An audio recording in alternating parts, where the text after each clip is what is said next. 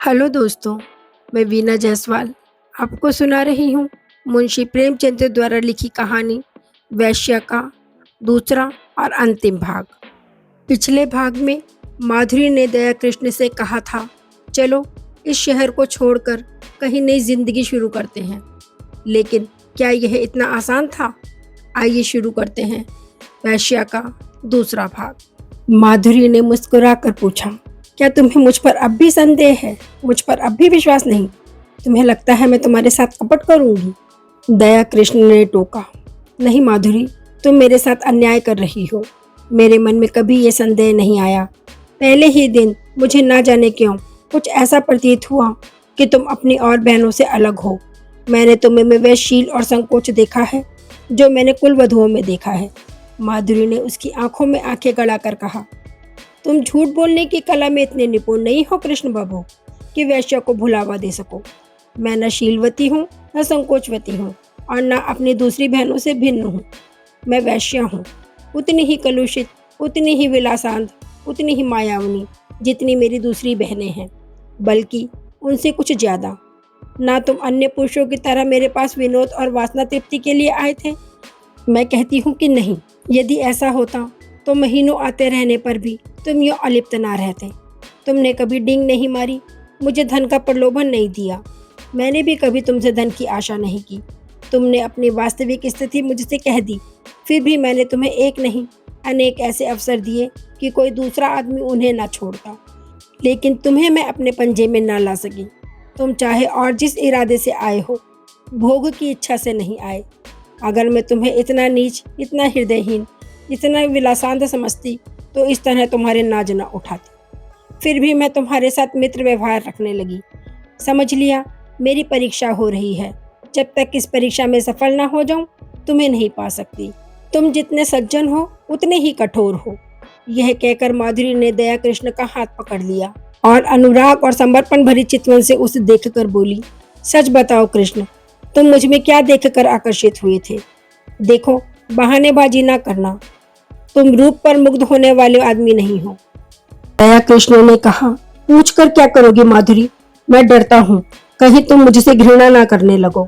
संभव है तुम मेरा जो रूप देख रही हो वह मेरा असली रूप ना हो। माधुरी का मुंह लटक गया। विरक्त सी होकर बोली, इसका खुले शब्दों में अर्थ ये है कि तुम्हें मुझ पर विश्वास नहीं। ठीक है, वेश्याओं पर विश्वास करना भी नहीं चाहिए। दया कृष्ण बोला, तुम तो नाराज हुई जाती हो माधुरी। मैंने तो केवल इस विचार से कहा था कि तुम मुझे धोखेबाज समझने लगोगी। तुम्हें शायद मालूम नहीं है सिंगार सिंह ने मुझ पर कितने एहसान किए हैं। मैं उन्हीं के टुकड़ों पर पला हूँ।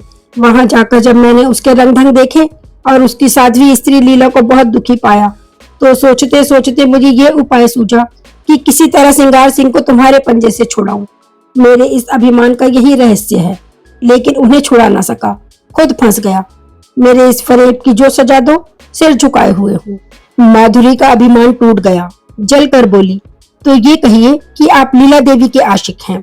मुझे पहले से मालूम होता तो तुम्हें इस घर में घुसने ना देती। तुम तो एक छुपे रुस्तम निकले। दया कृष्ण ने तिरस्कार भरे स्वर में कहा, मैं लीला का आशिक नहीं हूँ माधुरी। उस देवी को कलंकित ना करो। मैं आज तुमसे शपथ खाकर कहता हूँ कि मैंने कभी उसे इस निगाह से नहीं देखा। उसके प्रति मेरा वही भाव था जो अपने किसी आत्मीय को दुख में देखकर हर एक मनुष्य के मन में आता है। माधुरी अब प्रेम से बोली, किसी से प्रेम करना तो पाप नहीं है। तुम व्यर्थ में अपनी और लीला की सफाई दे रहे हो। मैं नहीं चाहता कि लीला पर किसी तरह का आरोप लगे।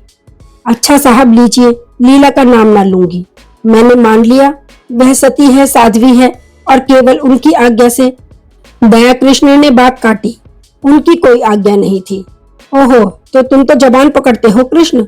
क्षमा करो, उनकी आज्ञा से नहीं, तुम अपनी इच्छा से आए। अब तो राजी हुए। अब ये बताओ आगे तुम्हारे क्या इरादे हैं? मैं वचन तो दे दूंगी मगर अपने संस्कारों को नहीं बदल सकती। तुम मुझे अपनी शरण में लेने पर तैयार हो? तुम्हारा आश्रय पाकर, तुम्हारे प्रेम की शक्ति से मुझे विश्वास है मैं जीवन के सारे प्रलोभनों का सामना कर सकती हूँ। मैं इस सोने के महल को ठुकरा दूंगी, लेकिन इसके बदले मुझे किसी हरे वृक्ष की छांव तो मिलनी चाहिए। वह छांव तुम मुझे दोगे? अगर नहीं दे सकते हो तो मुझे छोड़ दो। मैं अपने हाल में मगन हूँ। मैं वादा करती हूँ श्रृंगार सिंह से मैं कोई संबंध ना रखूंगी। वह मुझे घेरेगा, रोएगा, संभव है गुंडों से मेरा अपमान कराए, आतंक दिखाए, लेकिन मैं सब कुछ झेल लूंगी तुम्हारी खातिर। और आगे वह कुछ न कह सकी। दया कृष्ण क्या जवाब दे। संघर्षमय जीवन में अभी केवल एक कदम टिका पाया है, इधर वह अंगुल भर जगह भी उससे छीन गई है। शायद जोर मारकर वह फिर उस स्थान को पा जाए, लेकिन वहां बैठने की जगह नहीं, और एक दूसरे प्राणी को लेकर तो वहां खड़ा भी नहीं रहा जा सकता। अगर मान लिया जाए कि मेहनत से वह दोनों के लिए स्थान निकाल लेगा, तो आत्मसम्मान को कहां ले जाए, संसार क्या कहेगा। लीला क्या फिर उसका मुंह देखना चाहेगी? श्रृंगार से वह फिर आंखें मिला सकेगी? यह भी छोड़ो, श्रृंगार अगर उससे जलता है तो जले, उसे इसकी परवाह नहीं, लेकिन अपने मन को क्या करे।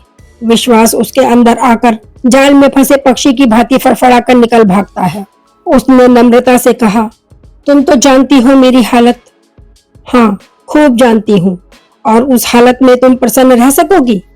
तुम ऐसा प्रश्न क्यों करते हो कृष्ण? मुझे दुख होता है। तुम्हारे मन में जो संदेह है वह मैं जानती हूँ, समझती हूँ।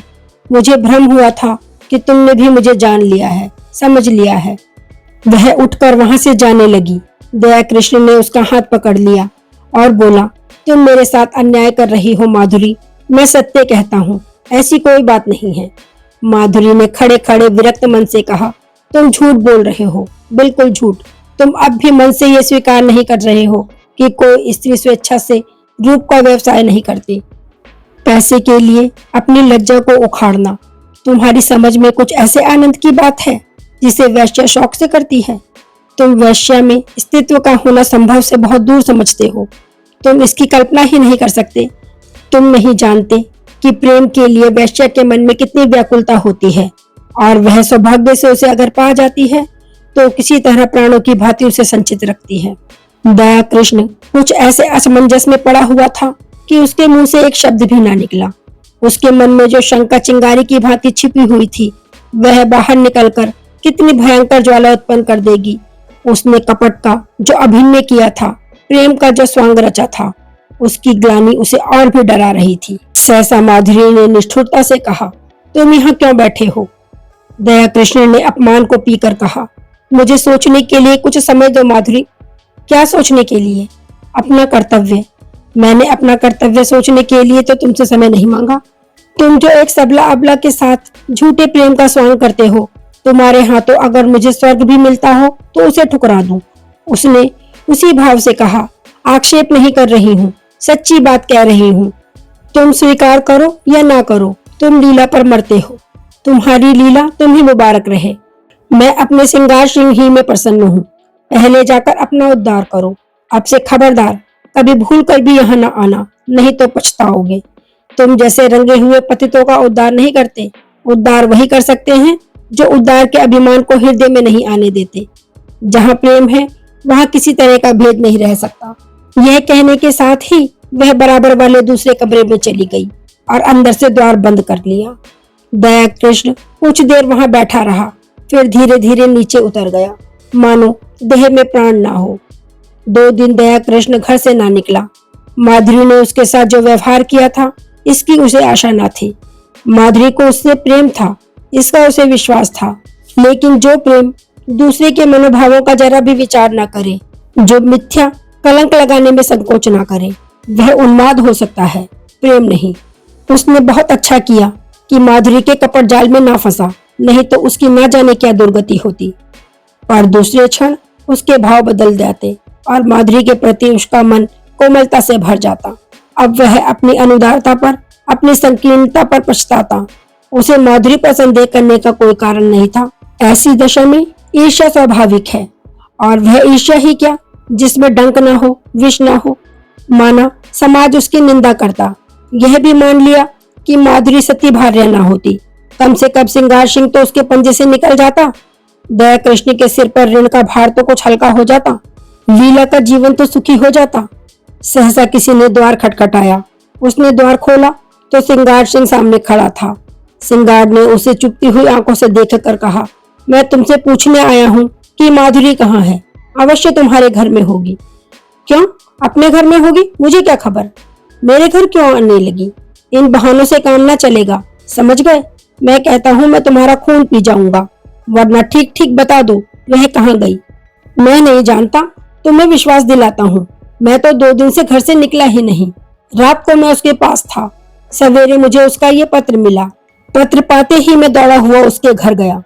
वहां उसका पता न था। नौकरों ने बताया तांगे पर बैठकर कहीं गई है। कहाँ गई है किसी को नहीं पता।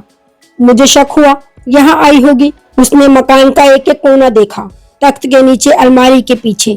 जब निराश होकर बोला, बड़ी बेवफा और मक्कार औरत है, जरा इस खत को तो पढ़ो। दोनों फर्श पर बैठ गए। दया कृष्ण ने पत्र लेकर पढ़ना शुरू किया। सरदार साहब, मैं आज कुछ दिनों के लिए यहाँ से जा रही हूँ। कब लौटूंगी कुछ नहीं जानती। कहाँ जा रही हूँ यह भी नहीं जानती। जा इसलिए रही हूँ कि इस बेशर्मी और बेहयाई की जिंदगी से मुझे घृणा हो गई है, और घृणा हो रही है उन लंपटों से जिनके कुत्सित विलास का मैं खिलौना थी और जिनमें तुम मुख्य हो। तुम महीनों से मुझ पर सोने और रेशम की वर्षा कर रहे हो, मगर मैं तुमसे पूछती हूँ, उससे लाख गुने सोने और 10 लाख गुने रेशम पर भी क्या तुम अपनी बहन या स्त्री को इस रूप के बाजार में बैठने दोगे? कभी नहीं। उन देवियों में ऐसी कोई वस्तु है जिसे तुम संसार भर की दौलत से भी मूल्यवान समझते हो, लेकिन जब तुम शराब के नशे में चूर अपने एक एक अंग में काम की उन्माद लिए भरे आते हो, तो तुम्हें कभी ध्यान आता है कि तुम उसी अमृत तुल्य को किस निर्दयता के साथ पैरों से कुचल रहे हो? कभी ध्यान आता है कि अपनी कुल देवियों को इस अवस्था में देखकर तुम्हें कितना दुख होना चाहिए? कभी नहीं। खैर, पुरुष समाज हमारे साथ जितना अन्याय कर ले, हम असहाय हैं, आत्माभिमान को भूल बैठी हैं। लेकिन सहसा सिंगार सिंह ने उसके हाथ से वह पत्र छीन लिया और जेब में रखता हुआ बोला, क्या गौर से पढ़ रहे हो? कोई नई बात नहीं, सब कुछ वही है जो तुमने सिखाया है। यही करने तो तुम उसके यहाँ जाते थे। मैं कहता हूँ, तुम्हें मुझसे इतनी जलन क्यों हो गई? मैंने तो तुम्हारे साथ कभी कोई बुराई नहीं की। इस साल भर में मैंने माधुरी पर 10,000 से कम न फूके होंगे। घर में जो कुछ मूल्यवान था वह मैंने उसके चरणों पर चढ़ा दिया, और आज उसे साहस हो रहा है कि वह हमारी कुल देवियों की बराबरी करे। यह सब तुम्हारा प्रसाद है। 70 चूहे खा के बिल्ली हज को चली। कितनी बेवफा जात है। ऐसों को तो गोली मार दे। जिस पर सारा घर लुटा दिया, जिसके पीछे सारे शहर में बदनाम हुआ, वह आज मुझे उपदेश देकर चली गई। जरूर इसमें कोई ना कोई रहस्य है, कोई नया शिकार फंसा होगा, मगर मुझसे भागकर कहाँ जाएगी? ढूंढ न निकालो तो मेरा नाम नहीं। कमबख्त कैसी प्रेम भरी बातें करती थी कि मुझ पर घड़ों नशा चढ़ जाता था। बस कोई नया शिकार फंस गया, ये बात ना हो तो मूंछ मुड़ा लूं। दया कृष्ण उसके चेहरे की ओर देखकर मुस्कुराया। तुम्हारी मूछें तो पहले ही मुंडी हुई हैं। इस हल्के से विनोद ने जैसे सिगार सिंह के घाव पर मलहम का काम किया। वह घर, वह फटाफर्श, वे टूटी फूटी चीजें देखकर उसे दया कृष्ण पर दया आ गई। चोट की तिलमिलाहट में वह जवाब देने के लिए ईंट पत्थर ढूंढ रहा था, पर अब चोट ठंडी पड़ गई थी और दर्द घनीभूत हो रहा था। उसने पूछा, सच कहना, तुमसे भी कभी प्रेम की बातें करती थी? दया कृष्ण ने मुस्कुराते हुए कहा, मुझसे? मैं तो खाली उसकी सूरत देखने जाता था। सूरत देखकर दिल पर काबू तो नहीं रहता। यह तो अपनी अपनी रुचि है मोहिनी। देखते ही कलेजे पर छुरी चल जाती है। मेरे कलेजे पर तो कभी छुरी नहीं चली। यही इच्छा होती थी कि इसके पैरों पर गिर पड़ूं। इसी शायरी ने तो यह अनर्थ किया है। तुम जैसे बुद्धुओं को किसी देहातिन से शादी करके रहना चाहिए। चले थे वैश्या से प्रेम करने। एक क्षण के बाद उसने फिर कहा, मगर है बेवफा, मक्कार। तुमने उससे वफा की आशा की? मुझे तो यही अफसोस है। तुमने वह दिल ही नहीं पाया। तुमसे क्या कहूँ। 1 मिनट के बाद उसने सहृदय भाव से कहा, अपने पत्र में उसने जो बातें लिखी हैं सच्ची हैं, चाहे कोई माने या ना माने। सौंदर्य को बाजारू चीज समझना कुछ बहुत अच्छी चीज तो नहीं है। दया कृष्ण ने पुचारा दिया, जब स्त्री अपना रूप बेचती है तो उसके खरीदार भी निकल ही आते हैं। यहाँ तो कितनी ही जातियां हैं जिनका यही पेशा है। यह पेशा चला कैसे? स्त्रियों की दुर्बलता से नहीं, मैं समझता हूँ पुरुषों ने की है। इसके बाद एकाएक जेब से घड़ी निकालकर देखता हुआ बोला, ओहो 2 बज गए और अभी मैं यही बैठा हूँ। आज शाम को मेरे यहाँ खाना खाना, जरा इस विषय पर बातें होंगी। अभी तो उसे ढूंढ निकालना है। वह है कहीं इसी शहर में। घर वालों से भी कुछ नहीं कहा। बुढ़िया नायिका सिर पीट रही थी। उस्ताद जी अपनी तकदीर को रो रहे थे। ना जाने कहाँ छिप गई। उसने उठकर दया कृष्ण से हाथ मिलाया और चला। दया कृष्ण ने पूछा, मेरी तरफ से तो तुम्हारा दिल साफ हो गया? सिंगार ने पीछे फिरकर कहा, हुआ भी और नहीं भी हुआ, और बाहर निकल गया। 7-8 दिन तक सिंगार सिंह ने सारा शहर छाना, पुलिस में रिपोर्ट की, समाचार पत्रों में नोटिस छपाया, अपने आदमी दौड़ाए, लेकिन माधुरी का कुछ भी सुराग न मिला कि फिर महफिल गर्म होती। गर्मी के दिन थे, सजा हुआ कमरा, भट्टी बना हुआ था, खस की टट्टियां भी थी, पंखा भी, लेकिन गर्मी जैसे किसी के समझाने बुझाने की परवाह नहीं करना चाहती, अपने दिल का बुखार निकाल कर ही रहेंगी। सिंगार सिंह अपने भीतर वाले कमरे में बैठा हुआ पैक पर पैक चढ़ा रहा था, पर अंदर की आग शांत न होती थी। माधुरी की बेवफाई ने उसके आमोदी हृदय को इतना आहत कर दिया था कि अब अपना जीवन ही बेकार लगता था। लीला कई दिनों से महफिल में सन्नाटा देखकर हैरान थी। उसने कई महीनों से घर के किसी विषय में बोलना छोड़ दिया था। बाहर से जो आदेश मिलता था उसे बिना कुछ कहे सुने पूरा करना ही उसके जीवन का क्रम था।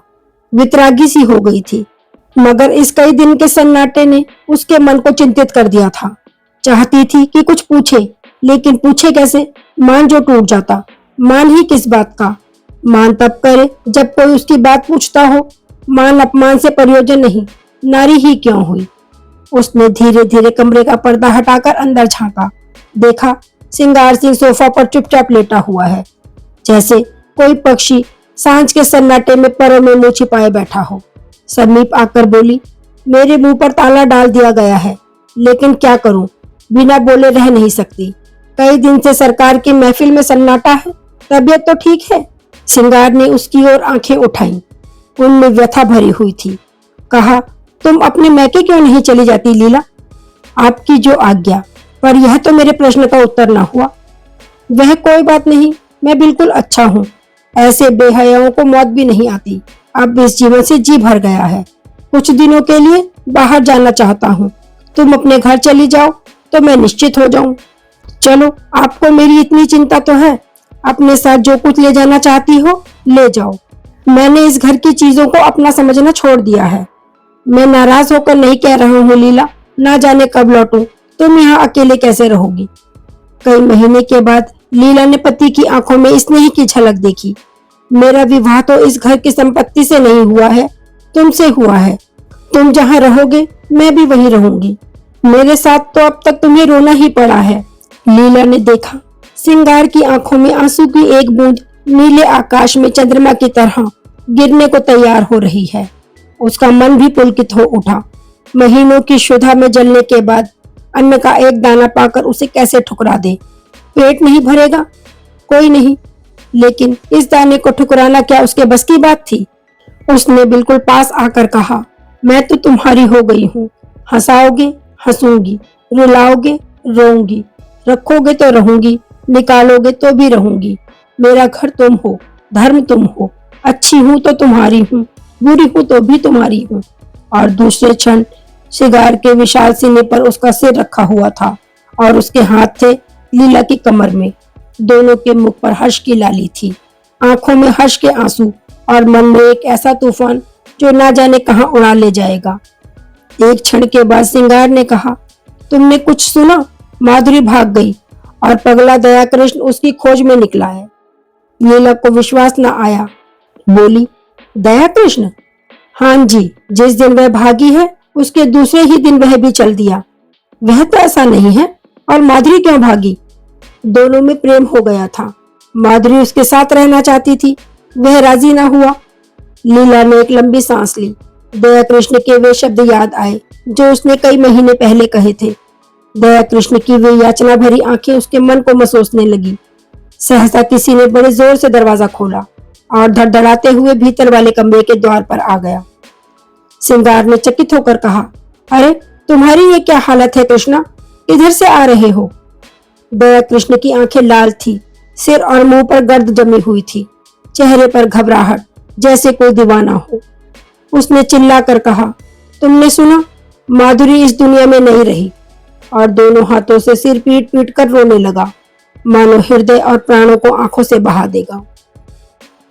बस यहीं तक है ये कहानी। यदि आपको ये कहानी पसंद आई तो इसे लाइक कीजिए और मेरे चैनल को सब्सक्राइब धन्यवाद।